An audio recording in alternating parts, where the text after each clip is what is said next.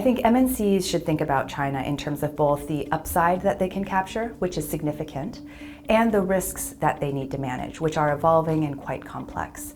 On the upside, you've got growth, right? Significant GDP growth in China. Experts estimate between 2 and 5% over the next 8 to 10 years. So China is a significant portion of future growth. Another upside that MNCs are thinking about is income. Historically, China has grown and created 700 million more people in the middle class. As we look ahead, it will actually grow the proportion in the high-income cities. In fact, creating 93 cities projected to be high income by 2030. And that's going to account for about 2/3 of Chinese GDP. Innovation is also significant for China. Lots of deep tech and kind of concentrated innovation across technologies. And China is also a significant hub of Asia and a lot of interconnected trade and other ties across a very strong economic region. So those are the upsides. At the same time, we've got a lot more evolving and complex risks. Demographically, there are some risks because China is aging and starting to look like Japan today. In fact, by 2050, it will have the same dependency ratio as Japan does today. We've also have some financing pressures. So China's debt to GDP ratio is at a historic high, and that will be a challenge going forward. And then climate change. And climate change, of course, is a challenge around the world, but it is disproportionately a challenge for Chinese cities across the Yangtze Delta.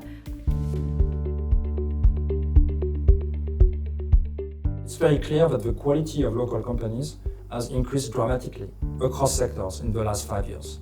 We see it in electric vehicles, for example, in the car industry, but we start to see it in medtech as well. So across sectors, local companies have become much stronger, much faster than people could predict, which raises questions about competitiveness of multinationals and whether or not they can continue to win in that market. But then the good news is that if you have a competitive product and business model, you can continue to win in China.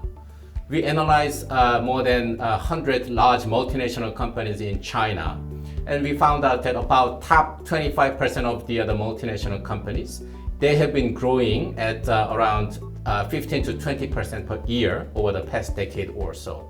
Even for the high-performing multinational companies, they cannot be complacent because the local competitors will catch up very rapidly. If you look at the R&D spending growth of local companies, it grew 3 times as quickly as the global R&D spending of multinational companies. So in order for multinational companies to keep maintaining their innovation premium in China, it is a time for them to reconfigure their China strategy. And broadly, there are sort of 3 possible approaches. There is the much baited decoupling, which actually might be called domesticization of it. There is the diversifying, spreading the risks around. And there is the doubling down, which is to say we recognize the risk, but we're going to continue to pursue the opportunity. And against those 3 choices, there are a range of decision-making processes, whether one is going to source capital from or diversify capital around China, around technology, around data, around talent, around goods and supply chains, around services.